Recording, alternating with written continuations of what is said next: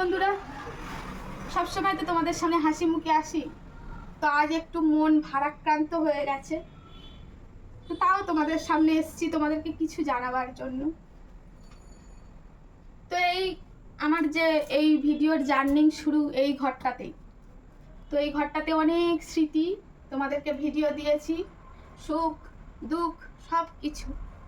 তো আজও এই ঘরটাতে বসে আজকে এই ঘরের লাস্ট ভিডিও তোমাদের সঙ্গে শেয়ার করছি। মনটা খুব খারাপ। 8টা বছর এই ঘরেতে আমি কাটিয়েছি। তো এই ঘরের উপরে একটা মায়া পড়ে গেছে।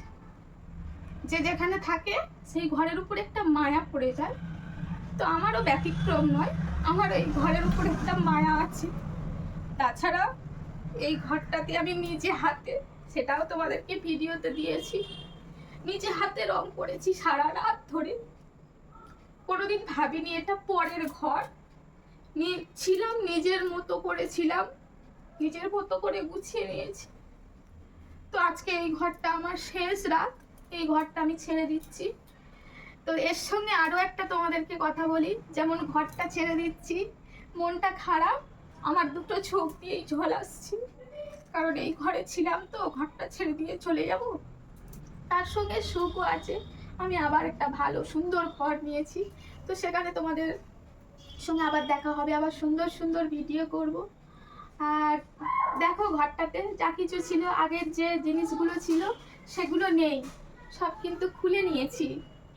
হ্যাঁ, দেখো এখানে আমার ঠাকুর ঘর ছিল, মানে সিংহাসনটা খুলে নিয়েছি দেয়ালে। আর এখন গবলুকে এখানে বসিয়ে রেখেছি, কারণ ভাবছি তুমি এখন এখানে বসে থাকো, সিংহাসন খোলা হয়ে গেছে। আর এদিকে হচ্ছে অনেকগুলো পিকচার ছিল, তোমরা জানো আমার গুরুদেবের পিকচার ছিল, কৃষ্ণের পিকচার ছিল, সেগুলো খুলে নিয়েছি।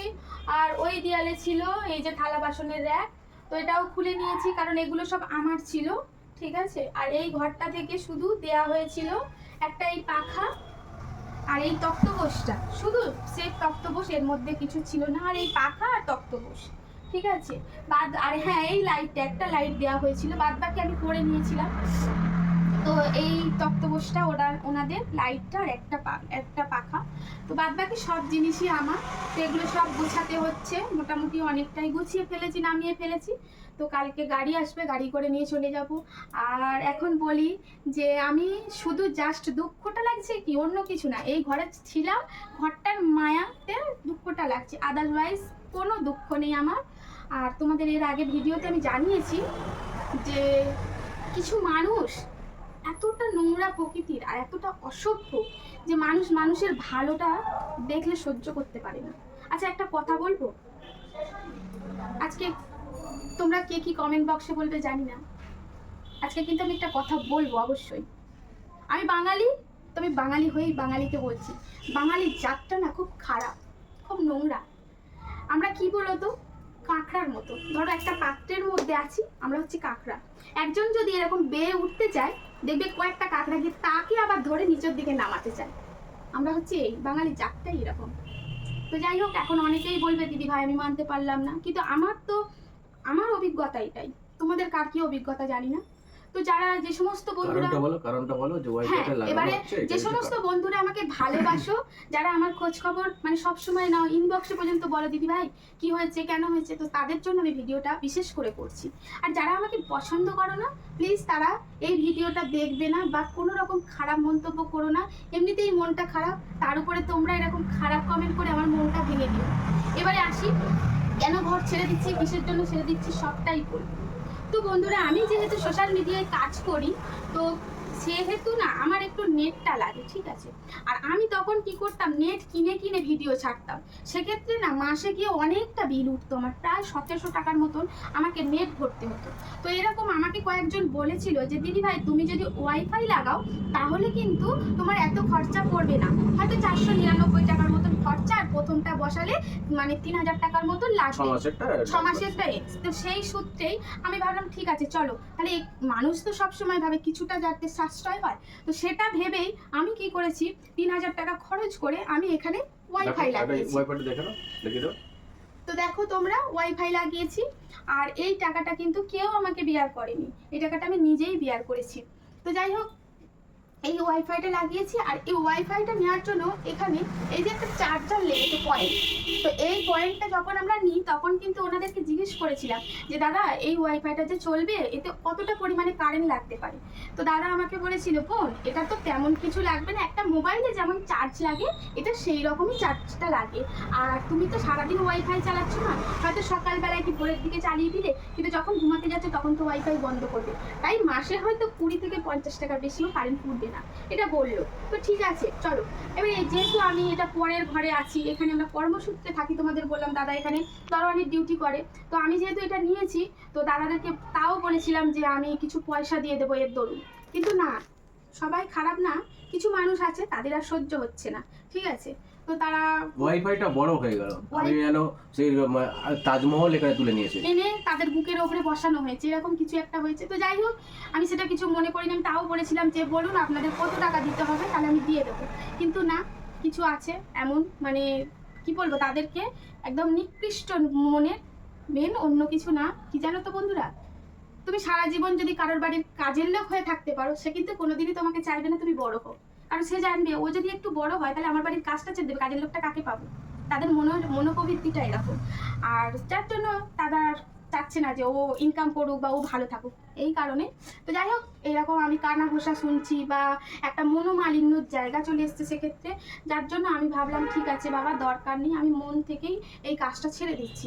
তো বন্ধুরা আজকে আরও একটা কথা বলি, আমি এই ঘরটা যখন ছেড়ে দিচ্ছি তো সেক্ষেত্রে তোমাদের দাদার কাজটা তো চলে গেল, তো তোমাদের দাদা এখানে 7,000 টাকা পেতো, আজকে বলছি, এর আগে বলেছি কি জানি না তোমাদের অ্যামাউন্টটা, এর আগে ও পেতো মাত্র 5,000 টাকা, ঠিক আছে, সেক্ষেত্রে আজকে ও এখন 7,000 টাকা পায়। তো আজকালকার দিনে 7,000 টাকায় কি সংসার চলে?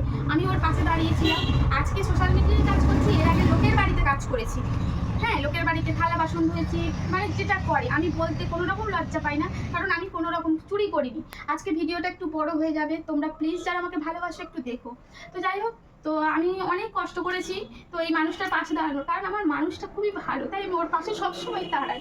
আর অনেকেই বলো ওকে বুড়ো টেকো, আমার কিন্তু খুব খারাপ লাগে বন্ধুরা, এরকম করে বলো না, আমি ওকে ওসব ভাবি না, মানুষটা আমার কাছে সব থেকে সেরা। তো যাই হোক, আর আজকে মনটা খুব খারাপ লাগছে যে এই ঘরটাকে ছেড়ে চলে যাব, 8টা বছরের স্মৃতি, কত কষ্ট রং করেছিল। আর এই রংটা যখন করেছিলাম না বন্ধুরা, তখনও কিন্তু আমি কারোর কাছে পয়সা চাইনি, আমি কিন্তু নিজে কষ্ট করে এই ঘরটাতে এশিয়ান পেন্ট রং করেছিলাম, 500 টাকা করে কোটো নিয়েছিল তাই না, 3 কৌটো লেগেছে, 3 কোটো লেগেছিল, সারা রাত আমরা দুজনে মিলে রং করেছি, কারণ ছোট ঘর, এক সাইড থেকে সরিয়ে অন্য সাইডে রং করি, আবার অন্য সাইডে সরিয়ে অন্য সাইডে রং করি, তো এরকম ভাবে রং করেছি। আর এই বিল্ডিং এ না বন্ধুরা অনেক ভালো মানুষও আছে, তারা কাঁদছে, যেমন দুজন এত কাঁদছে, তার মধ্যে কাকু আছে, কাকিমা আছে, একটা দাদা আছে, এত পরিমাণে কাঁদছে না, আমি কাকিমার মুখের দিকে তাকাতে পারছি না। কাকিমা বলছে বিশ্বজিৎ আর সংযুক্তা তোরা তো আমার ছেলে মেয়ের মতন ছিলিস, আমি যে অসহায় হয়ে যাচ্ছি। তো কাকু কাকিমা এরকম ভাবে খুব দুঃখ করছে, আমি বললাম কাকিমা তুমি দুঃখ করো না, তোমার যখন যে অবস্থায় যেমন ভাবে প্রয়োজন আমাকে ফোন করবে, আমি অতি অবশ্যই আসবো।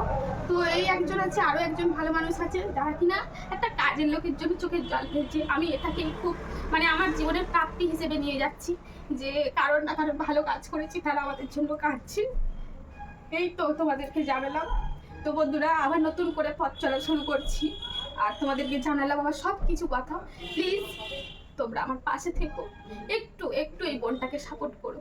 এর আগেও অনেক কষ্ট করেছি, তোমাদেরকে সব ঘটনা জানিয়েছি, আমি মানে এগিয়ে এসেছি, আর তোমাদের তার ভিতরে অনেক অনেক অবদান ছিল, আর আজও তোমাদেরকে বলছি একটু আমাকে সাপোর্ট করো প্লিজ, আমার পাশে থেকো।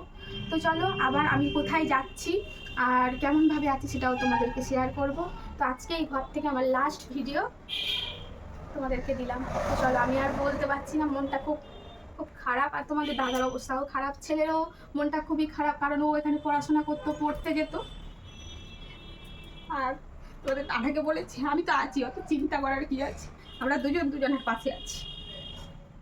তো চলো বন্ধুরা, যা হবে ভালোর জন্য হবে, আর যেটা হয়েছে ভালোর জন্য হয়েছে, তাই না? তোমরা তো আছোই, আর তোমরা তো সঙ্গে আছো, সাথে আছে আমার গোপুসোনা।